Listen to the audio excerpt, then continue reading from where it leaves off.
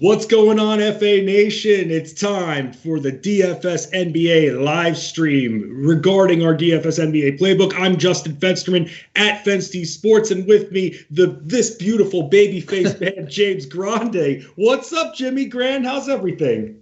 It's great, man. I am so happy to be talking basketball with you, brother.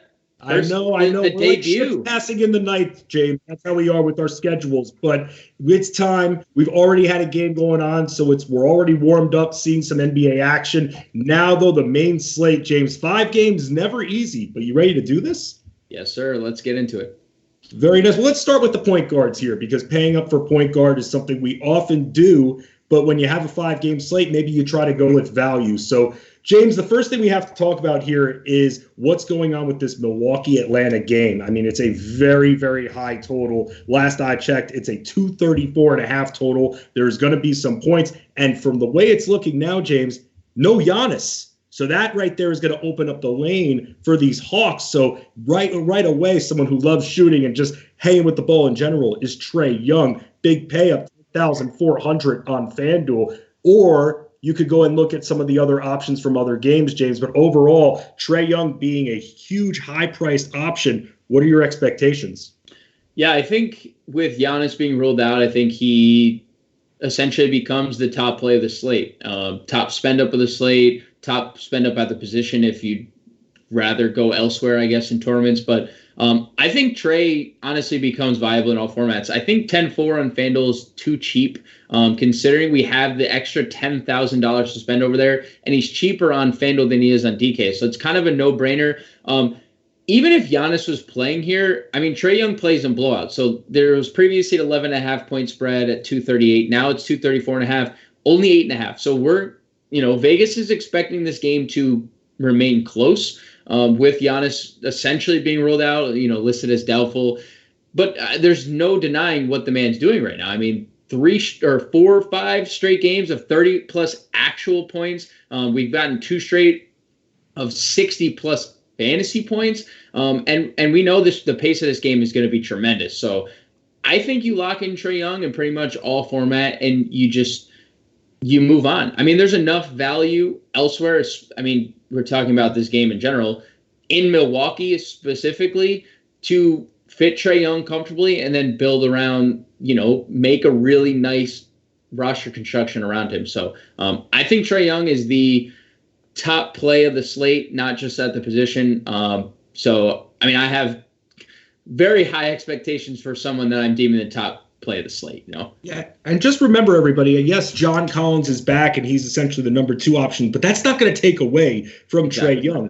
I mean, even looking at what he's done, scoring 47 and then 30 since Collins has returned. So again, Trey Young is one of those players that has the eternal green light. So he can shoot whenever he wants. We've seen 30-shot games from him. And the reason is because no one's going to stop him from taking shots. This is his team. It's his offense. John Collins is the established number 2 option. Let's look at some of the other point guards that are on this slate tonight. I mean, someone that you always could look at, James, is someone like a Ben Simmons. But here's the thing with Ben Simmons. He has to be able to get to the rim. You can't rely on his jump shooting.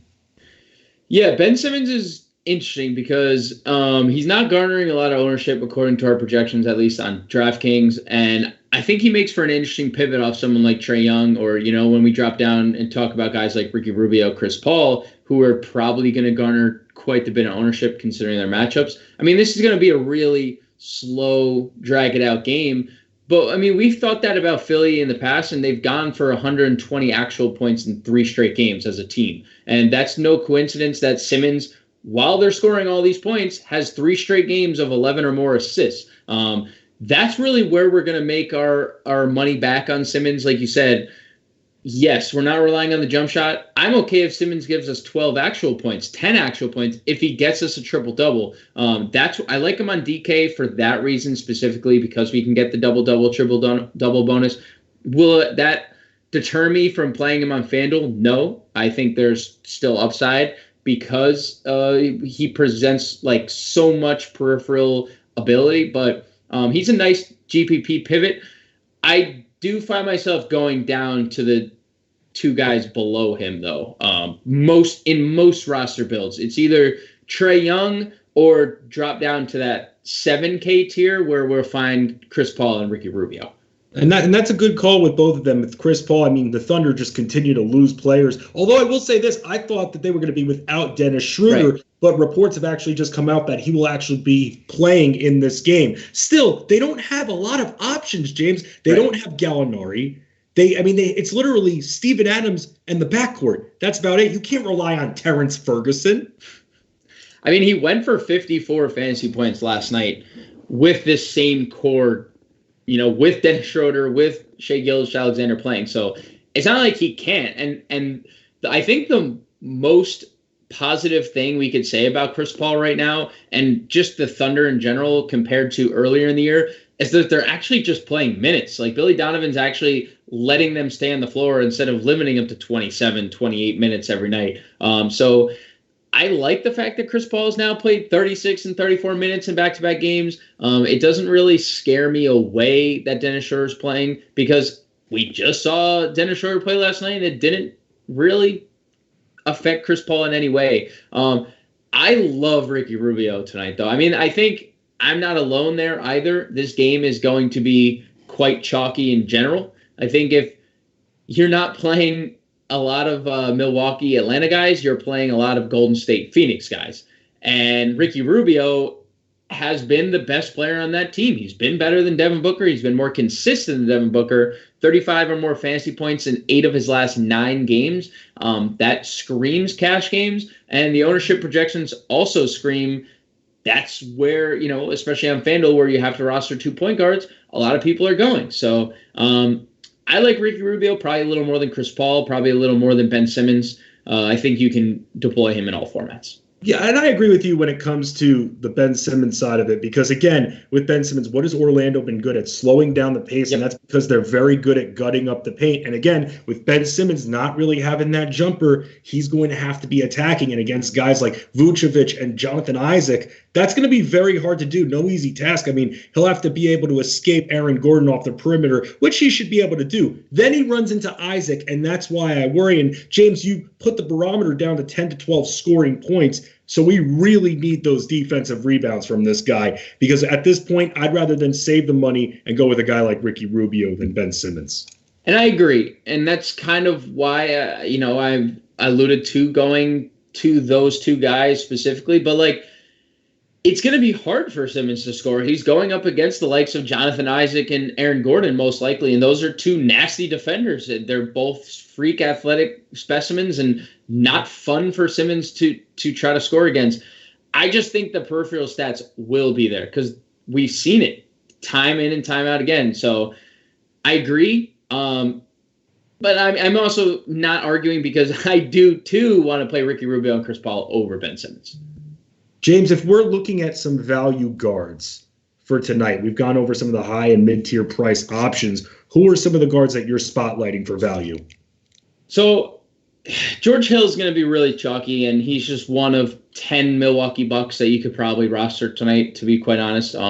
The minutes have been the most encouraging thing. We saw 26 minutes on Christmas Day out of George Hill, and that's 2 of the last 4. He's played at least 26, which is really nice. And now, obviously, no Giannis. We see a big uptick in usage.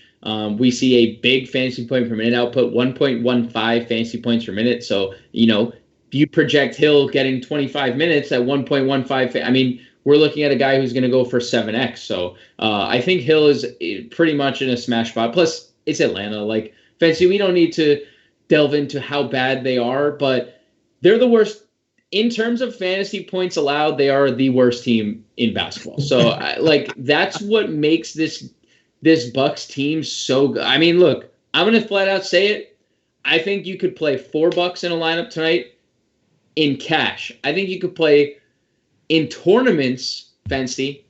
I'm going to go out on a limb and say you could play $5 if you really wanted to in tournaments. That's how bad and how many fantasy points Atlanta gushes to opposing teams. And that's just 5 is tournament exclusively. But I think cash, based on price points, we're getting George Hill at 4,200 across the industry. Right. We're getting because it's so cheap. Right. You only need him to score, as you were talking about before. I mean, you can't really rely on this guy to give you a lot of assists, even when he brings the ball up. He's such a spot-up shooter that if he has his opposing defender, if he has his defender 3 feet away from him towards the elbow and he's at the arc, he's just going to pull up and shoot. Right. He's not going to try to be this playmaker and get the cutter inside, especially with no Giannis. If he gets any room, he's just going to pull up and shoot, and that takes him out of assists, and it even takes him out of rebounding as well, James. Yeah. I mean, we're, again, like you said, we're not rostering George Hill for peripheral stats, but there's also 30 points now just floating in the air with Giannis out of the lineup. So, I mean, he's already proving to be a secondary scorer with Eric Bledsoe gone. Now it's not just Eric Bledsoe, it's Giannis. So I think that there is 20 actual point upside here against Atlanta for George Hill at 4,200, which basically hits us 5x just on actual points. And then just someone I'll throw out there, Goran Dragic. The minutes are back on the rise. He's been back for 2 games. And his second game back, he played 29 minutes, which is encouraging. 25 fantasy points or more in both games. He dominates that second usage, and you know, is TJ McConnell like someone we're going to worry about individually, like defending him? No, like he's a gritty guy, sure. Well, but especially James, if Malcolm Brogdon doesn't play, right, then Holiday and McConnell are going to have a whole lot of work to do, and they're going to be chasing around none. It's going to be very, very difficult for them to be able to keep up with the pace that the Heat are going to put on them tonight.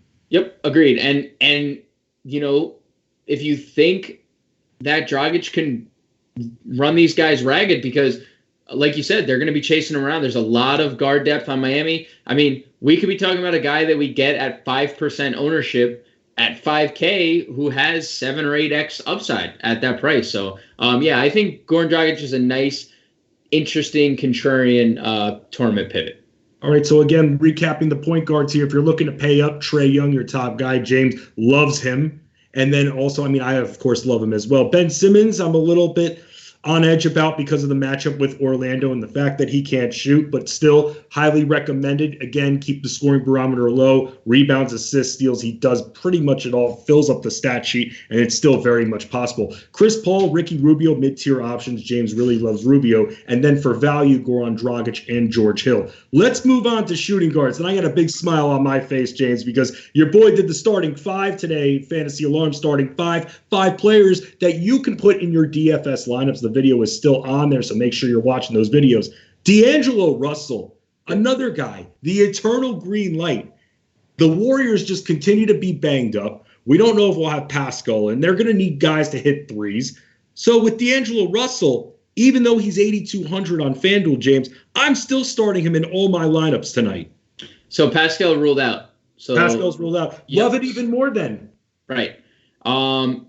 Kai Bowman active. I don't know if that like moves the needle for you at all. I mean, Kai Bowman's going to play probably like 20 minutes. So it really shouldn't. I mean, he's played a couple times recently and it hasn't mattered. Russell's averaging 20 shots over his last 4 games. So these guys being listen, this is clearly his offense. I won't say his team because Draymond's still active but it's his offense. Like this is the offense runs through him. 7,400 on DraftKings is just criminally mispriced, especially in this pace-up spot against Phoenix. Over the last month, Phoenix is the 5th fastest pace in the NBA. So we're getting D'Angelo Russell way up in pace, which just, fancy, that just means more shots for our boy. So I love him all formats. I think I thought I put in that he was maybe my favorite play.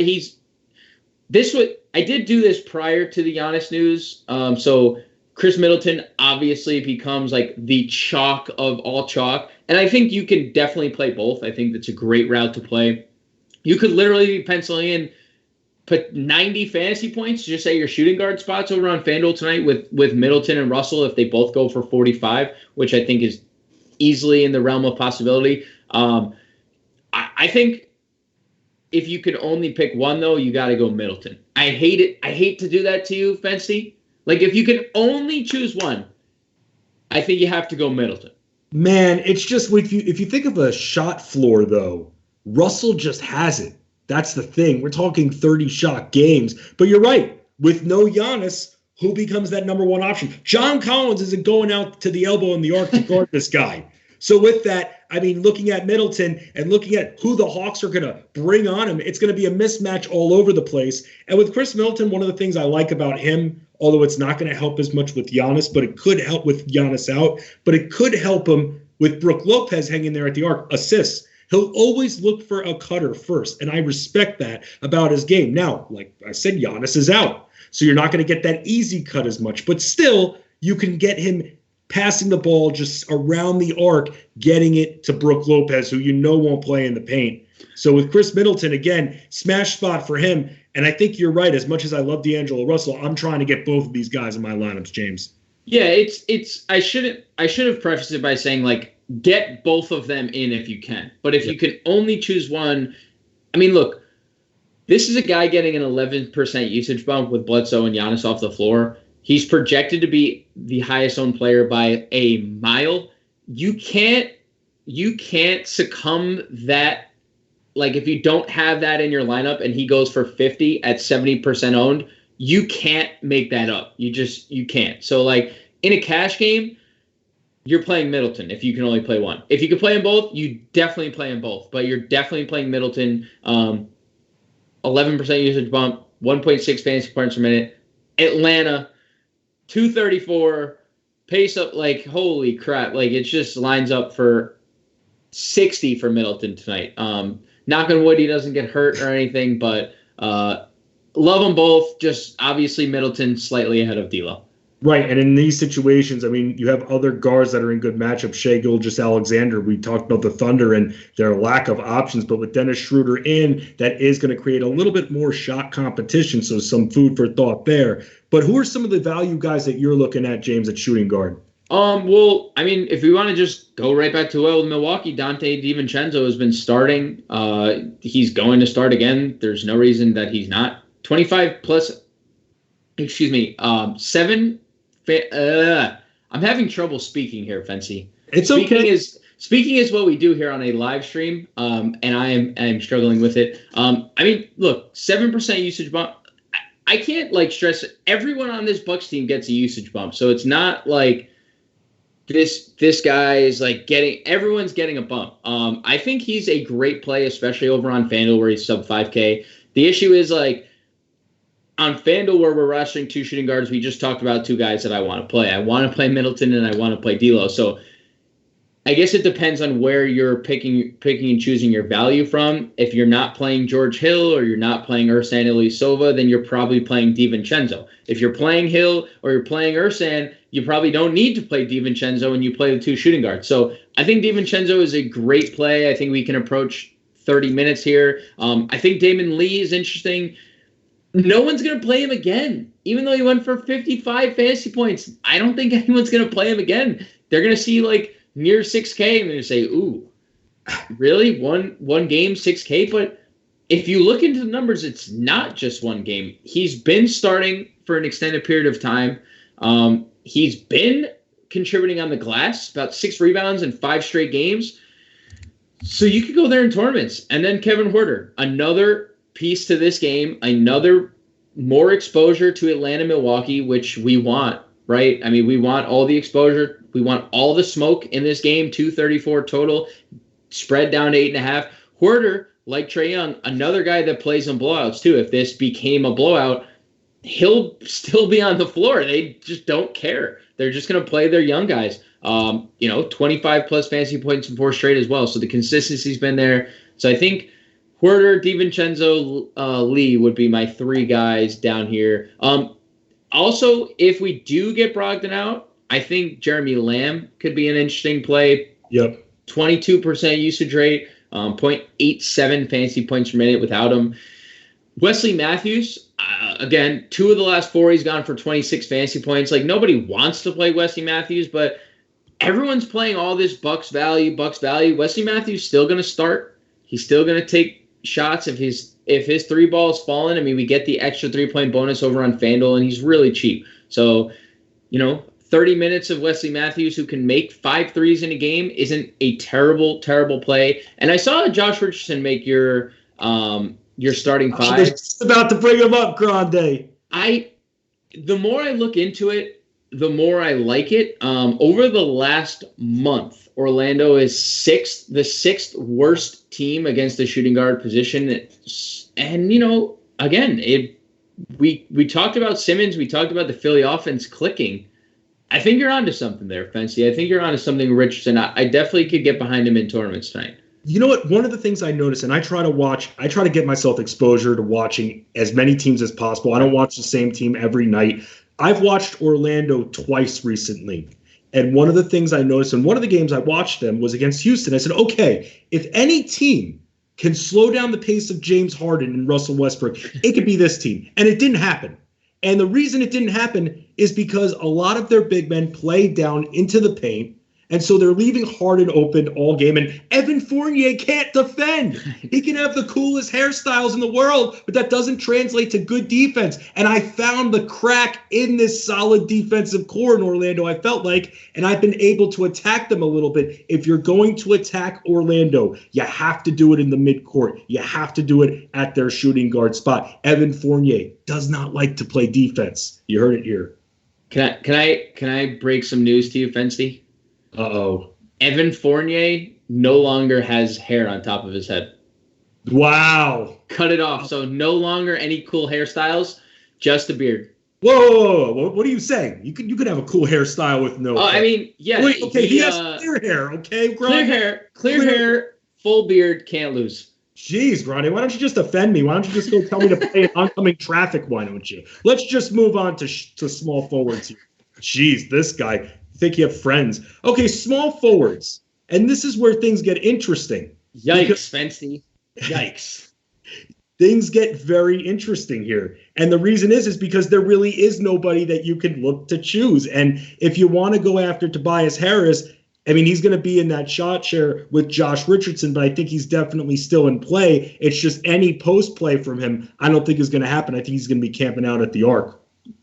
I mean, you could always also play the revenge narrative here against the Magic. Like, if you're a revenge guy and, Tobias spent X amount of years here in Orlando and, I mean, look, the position is very scarce. Without Giannis, there's no spend-ups. He's the clear guy, and especially on a site like FanDuel where you have to play two, and then you get into the lower mid-tiers, especially we're talking about cash games, options are very bleak. So I could get behind a guy averaging over a fantasy point per minute and a 24% usage rate. If he gets us 35 fantasy points, 30 fantasy points, fine by me. Jonathan Isaac on the flip side of that game, I think is the GPP breadwinner though, because I mean, the guy his arms become elastic before you know it. And he's covering the entire court, and next thing we look up, he has 3 blocks and 3 steals, and he breaks a slate. So I actually prefer Isaac in this spot to Harris. I think there's a lot of, especially considering how many up close and personal to the rim shots the Sixers take, more block shots opportunity for Isaac at the rim. So I really like Isaac's upside here. I think he has a pretty safe floor for cash too, just considering the matchup. But man, it gets so ugly so fast, Fancy. Right, and one of the players I like DeAndre Hunter that you put there with no Jabari Parker tonight. That's a very interesting pivot right there. Because, again, facing Milwaukee without Giannis clears the lane a little bit, which means that more players will be attacking, meaning your bailout option becomes DeAndre Hunter, and he's going to be taking some shots tonight. So we did just get word, I hate to just backtrack, but Malcolm Brogdon officially out. Okay. Brogdon out, and Aaron Holiday officially starting. So I think just to quickly loop back, Aaron Holiday too cheap over on FanDuel, where we can find him at, I think he was $4,700. I think Aaron Holiday is firmly in play at $4,700, even though Miami is a very good defensive team against the guard position. I also think TJ McConnell is fine for tournaments because he's going to get extra run. We saw him in the mid-20s last game. Jeremy Lamb fine. This actually opens us up at small forward, though, Fancy, for TJ Warren. For a little. This opens up a little TJ Warren exposure, who I already had in cash games tonight. contingent upon the Malcolm Brogdon news. But I mean, it just makes it a little easier because now we don't have to bank on Glenn Robinson or bank on DeAndre Hunter, who I think are fine at the value tier. I think they both can be good. Again, both those guys are in the 2 games we want the most exposure to. We want the Atlanta-Milwaukee exposure. We can get that from Hunter. We've seen 26 fantasy points out of him in 3 of 4. The Hawks are clearly lacking depth tonight with no Alex Len and no Jabari Parker as well. So we're going to see extended run from Hunter, probably even at power forward tonight. We're probably going to see a little DeAndre Hunter at power forward in a smaller lineup, especially, the Bucks don't play, they're going to play Ersan, who's 6'8", 6'9", so, they could play Hunter against him. It's not like a mismatch. So I like Hunter and Robinson, but TJ Warren really solidifies himself as kind of a cash game lock for me, almost, just considering, at least on FanDuel, where he's extremely cheap. I guess, what do you think about the Pacers in general now without Brogdon? Do you think that do you think Holiday is the clear-cut number 1 guy to spend on? Do you think Sabonis? I mean, it's a good transition into power forward, right? Right. No, I mean, James, I actually had TJ Warren in the starting 5, even before Brogdon was ruled out. Here was my thought process behind it. I like the price point, especially on DraftKings, 5,800. Right. Really like that. Even the FanDuel price point's not bad as well. I believe the FanDuel price point's 5,300. So right. It's even cheaper. So with that, looking at TJ Warren, now with Brogdon out, my thought process is that Jeremy Lamb is going to be guarded exclusively by Jimmy Butler the entire night, meaning that TJ Warren will draw guys, because there's no Justice Winslow still, will draw guys like Duncan Robinson, Tyler Hero. Yep. I like that matchup a hell of a lot better than going up against Jimmy Butler. Let me tell you that. And with TJ Warren, not only are you getting the scoring, but the rebounding too, but he's blocked shots in his last 4 games. Right. So again, the potential is there, and I love the price point to balance out my lineup. So with Brogdon out, he gains some of those shots as well. Yeah, I'm not going to deny you that a guy who went for 47 fantasy points last game in the same spot. I mean, it was in a tough matchup against Toronto. We saw 19 shot attempts, as you mentioned, as you alluded to, and he kind of played more like Aaron Holiday may have been the point guard, but I mean, 6 assists kind of was, it's probably more of an outlier, but maybe we're going to see the offense run through TJ Warren more here, and maybe we get another 5 or 6 assist game out of him. So I think he's kind of a lock and load for cash. Fine for tournaments too. I would probably, in terms of wing players, I would probably rank them Warren, Holiday, Lamb. But I would probably pick Domantas Sabonis out of number 1 out of all of them. Yes, no, 100%. But here's the thing with Sabonis, because they play Miles Turner so much at the elbow and the arc. Sabonis has the paint all to himself. By the way, Sabonis does have a shot too. You remember from his rookie year, he has a shot, but they refuse to let him shoot it so he can maintain that toughness and further grow and develop into a traditional center in the paint. He has that shot. Just wanted to put that out there. High-priced power forwards. We were just talking about Domantas Sabonis. James, who else? Because we mentioned John Collins, obviously against the Suns, Draymond Green's there. Who are you paying up for at power forward? So I have Bam Adebayo listed as a power forward because FanDuel and DraftKings can't get their shit together. And he's a power forward on FanDuel. He's a center on DraftKings. I mean, come on, guys. Let's just communicate. He's a center. Right. Let's just communicate. Center.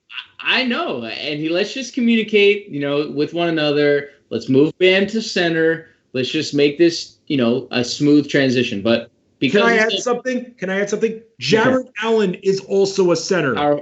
And he's also a power forward on FanDuel. Right. Exactly why I just mentioned that. Right. So I do have him listed at power forward just to give some more, pizzazz to the position because it's kind of weak. It's not the best position, but I do love Bam. Look, the guy has been incredible. He is probably the most improved player in the NBA right now. 7 of his last 9 games, he's gone for 50 or more fantasy points. 58.6 with Dragic back. If anyone was wondering if Dragic was going to, take the ball away from him, not the case. And over the last month, Indiana's been the 3rd worst defense against the center position. So I love me some Bam tonight. I don't think there's too high of a price. I don't think the price is too high either. If he's getting us 50 and he's $9,000, we're looking for 45. So we're getting 5.5x at his price tag. I think Draymond, excellent play. Up-tempo game, up-tempo game, up-tempo game. We're going to get the Warriors in a huge pace-up spot. Love that. And the minutes, right? What's better than, we've been concerned with Draymond's minutes all year. Now he's playing 30-plus in 3 straight. There's no reason to think he's not going to do that again here tonight in a good spot against a slowly deteriorating Suns defense, who was very good earlier in the year, very bad now. So I love Draymond. You mentioned Collins, 51 fantasy points in his return. Now no Giannis. Now we're getting a matchup against Ersan Ilyasova, Brook Lopez, whoever you want to throw at him. Don't care. He's going to destroy him. And then Ersan. I think you lock and load. You got to lock and load. He's starting. We saw him start for Giannis earlier in the year, played 26 minutes, gave us 16 points or 18 points, and gave us 9 rebounds. What more do you need at min salary on FanDuel? It's like Middleton. Like the first 2 people I put in my lineups today after post Giannis news was Chris Middleton, Ersan Ilyasova, and then I constructed my lineup from there. But you just play Ersan, and you just move on. Right, there's a direct correlation. When Giannis does not play, this guy gets more minutes. And what's good about Ilyasova is he doesn't even need 30, 35 minutes. You give him 25 minutes, he'll hit you some mid-range jumpers and grab you some mid-range rebounds as well. Rebounds from the elbow off of ricochets. He'll help you there because he is very physical when he's bodying up against an opposing player. So with that, now he gets more time. That will definitely help. The price point is just too good. 3,500 on FanDuel, 33 on DraftKings. The final position, James, center spot. Now, this is another situation here because at first I didn't know if Joel Embiid was going to be playing or not. He is going to be playing in this matchup. He's going to be going up against Vucevic, so you could pay up for Embiid. But then there's a major drop-off with who you're looking at after, because that's what happens in a 5-game slate, and you don't have DeAndre Ayton on that slate tonight. I actually love this lower tier center. I think it's so interesting as a whole. I don't have Willie Cauley-Stein. I have him up top. I always add a section to the playbook, the players that I like that did make the playbook. And only because he's $6,100 on FanDuel, I couldn't justify putting him in fully. He's a DK only play at $4,500, but he's an elite play on DraftKings at $4,500. Just considering there's no Kevin Looney, so the minutes have been consistent. We love the matchup in the up-tempo game, and he's been so good. 30 minutes, 30 fantasy points essentially every night. So you can even add him into this equation. But like Steven Adams in a absolute smash spot against Charlotte. Charlotte is 29th against the center position this year. Only team worse is Chicago. Smash button on Steven Adams. Smash, smash, smash. Then Miles Turner, coming off 42 points or fantasy points in 36 minutes in a game without Malcolm Brogdon. And now we've gone for 30 fantasy points in 4 of 5. So is more consistency coming out of Miles Turner. Interesting tournament play that no one's going to roster. But I think it is a little slightly more interesting now that Malcolm Brogdon's out. Brook Lopez, another Milwaukee Buck who, based on the ownership projections that we've looked at and gone through the rest of the Bucks, he's the lowest owned one of all, but he gets the Hawks. Like, he's a good scorer. I mean, from what we know, Fency, from his days in Brooklyn, the man could score the basketball. Like, he's not known for his rebounding. He's not known for his defense. He can block a couple shots at the rim. He's not a terrible shot blocker, but he can score. He can shoot and he can score. So we're talking about 45 points from between Bledsoe and Giannis out of the lineup. I think Brook Lopez can handle a pretty good chunk of that. And then Aaron Baines, who's projected crazy ownership tonight. But we've attacked Golden State at the center position all night, or all year rather. He's $4,100 on FanDuel. and he's played 25 minutes in 3 straight games. So, like, this bottom tier, yes, you could play Embiid. Yes, Bam is a center on DK, so we could play him there. We can play Vucevic if you want, but do we need to? Like, I put up in the top, like, what's the upside been? John brought up a good point last night. Like, he's been good, but there hasn't been that 60-point triple-double that we've seen in years past, or even like a 30-15 game. Like, we're not getting that at Vucevic, so what's the upside? I'd rather just go down to this bottom tier, Fancy. Do you agree with that, or what? I do. I will say this. I know going with Steven Adams isn't fun, but it's against Charlotte. It's an easy matchup.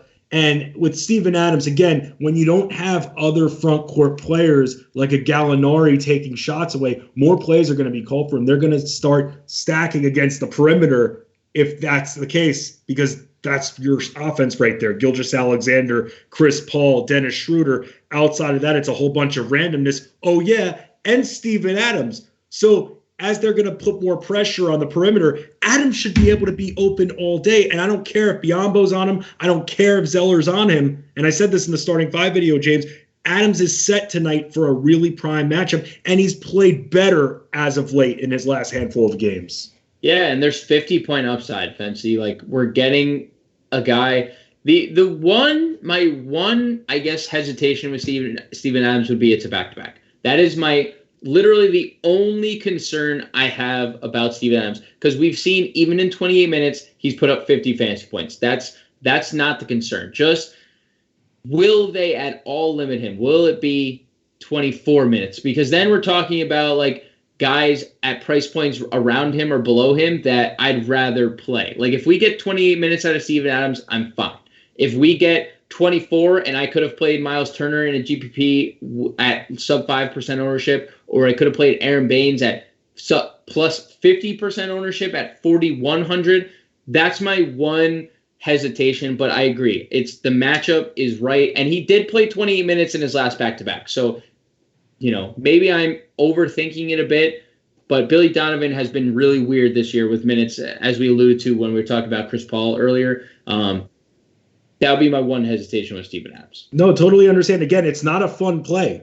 I only play him when he has these good matchups like tonight, but you do make good points. I wish the price point was a touch lower, but still, thinking that with the Gallinari injury, he's going to get more plays in the post as opposed to Gallinari, who'd be taking shots from the perimeter, even though he's technically the team's power forward. He's James Grande. I'm Justin Fensterman, getting you ready for tonight's DFS NBA 5-game slate. FA Nation, good luck at the _real_Grande. James, what is it? At the _real_Grande? Yep, there it is. _ Change your Twitter handle.